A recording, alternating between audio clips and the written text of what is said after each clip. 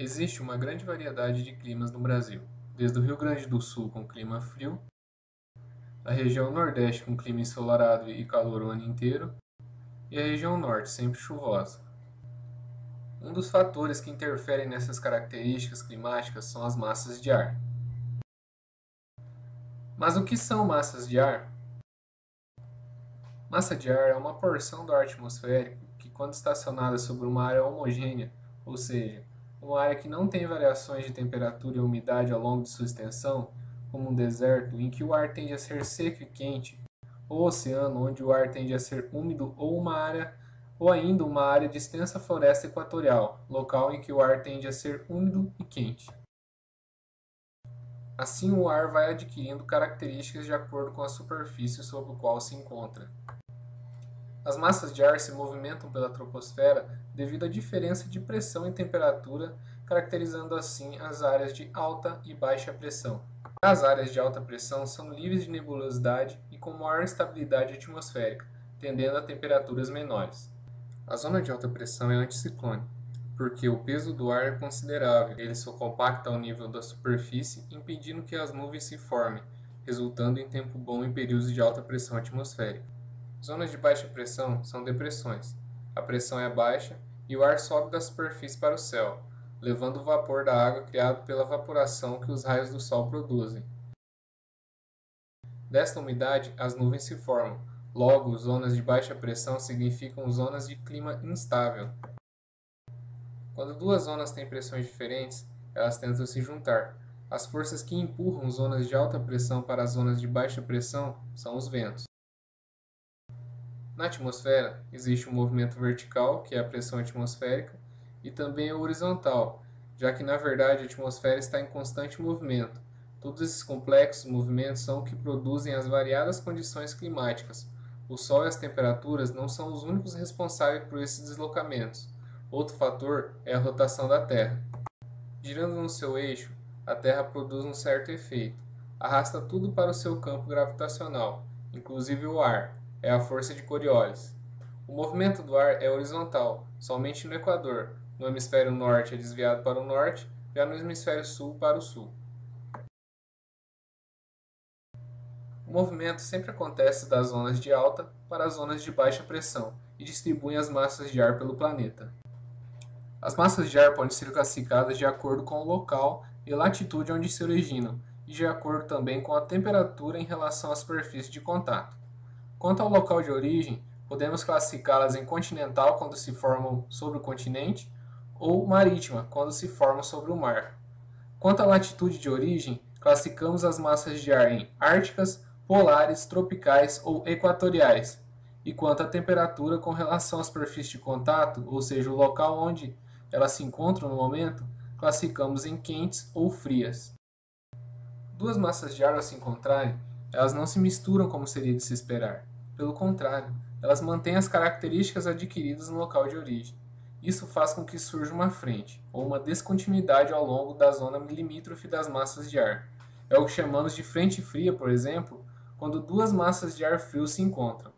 De qualquer forma, quando uma massa de ar cruza uma região, ela causa uma mudança brusca na temperatura, por causa da substituição de um ar pelo outro.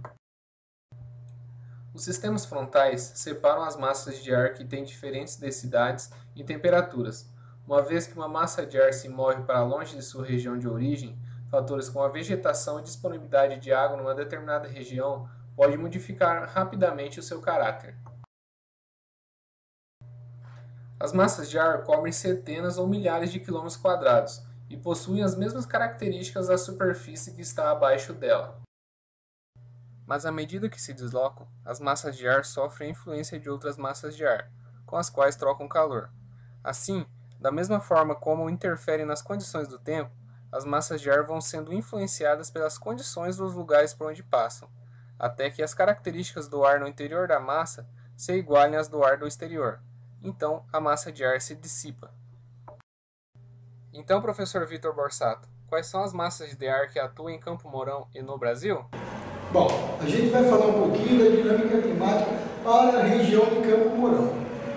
Para falar da dinâmica climática na região de Campo Mourão, nós temos que falar das massas de ar que atuam no Brasil. Por quê? massas de ar e dinâmica, elas estão enquadradas na escala sinótica. Então, é a escala de grandeza regional. Campo Mourão encontra mais ou menos nessa posição, bem na área de transição entre o clima subtropical e o clima tropical de altitude.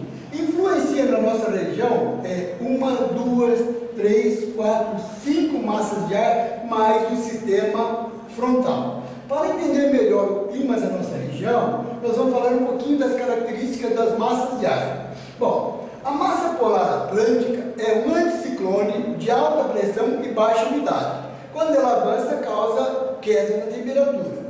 A massa tropical continental é um sistema de baixa pressão, baixa umidade e elevada temperatura.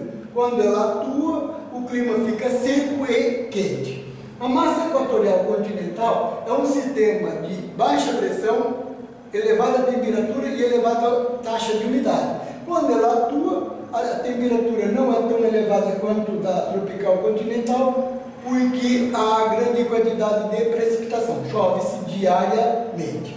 Temos aqui a massa tropical atlântica, ela atua muito mais no leste da região, é um sistema também anticiclonal, de alta pressão e umidade relativamente alta, principalmente na parte basal dela.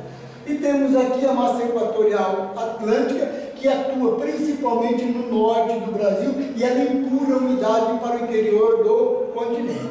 Bom, são esses sistemas que atuam no clima de Campo Mourão. Porém, nós temos aí duas estações bem marcadas, o inverno e o verão. Vamos tomar como referência o inverno. Durante o inverno, o Sol ele está no hemisfério norte, lá passando pelo trópico de Câncer. Então aqui os dias são curtos e o aquecimento é tímido do continente. Com isso, as massas de ar de alta pressão, como a polar e a tropical atlântica, se ampliam e passam a dominar o estado do tempo. Então é frequente o avanço de sistemas frontais para a nossa região com seguidas quedas de temperatura, às vezes com geada, como aconteceu no mês de julho, principalmente desse ano. Então essa massa de ar ela avança, impõe as suas características e passa a dominar o estado do tempo. 2, 3 dias depois ela desloca para o oceano, é assimilada pela massa tropical atlântica, que passa a influenciar a partir do litoral do sudeste e do nordeste do Brasil. No inverno ela se amplia, avança para o Brasil central e causa aqui bastante estabilidade no interior do continente, principalmente na região de Brasília. Durante o inverno, a massa tropical continental, quando ela ressurge, ela atua também aqui mais para o norte, na região de Cáceres, Mato Grosso ou até no sul da Amazônia. E a equatorial continental, no inverno, ela se restringe ao extremo norte do Brasil. Para o verão, como no verão o Sol se aproxima do trópico de Capricórnio, ele passa perpendicular no dia 23 de dezembro, o continente é intensamente aquecido. Com o aquecimento do continente, as massas de ar de baixa pressão também se ampliam. A equatorial continental, ela às vezes atua até o Rio Grande do Sul, como mostra essa flecha aqui. Quando acontece essa ampliação dela, a grande quantidade de umidade se espalha pelo Brasil e as chuvas convectivas são bastante abundantes, inclusive na nossa região aqui.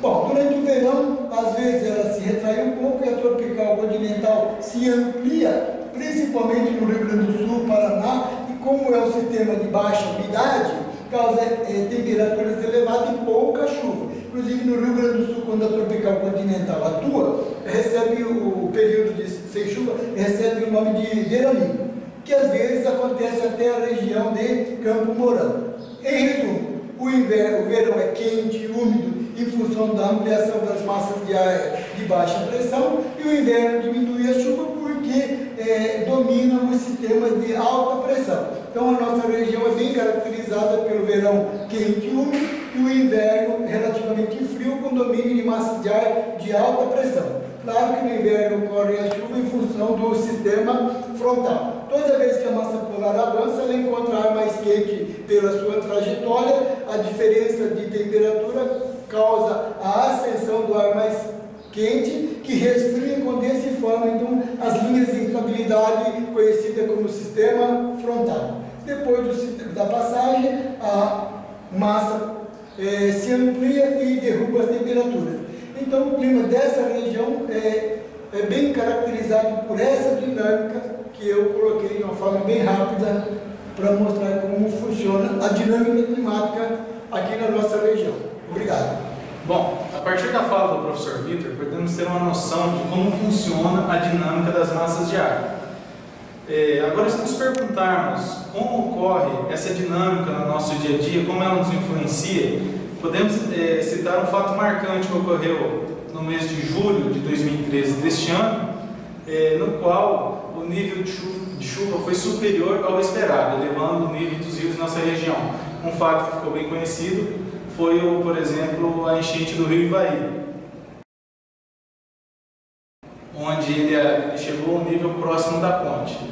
Agora, como isso aconteceu? Que fatores relacionados entre as massas de ar levaram a esse alto índice de precipitação?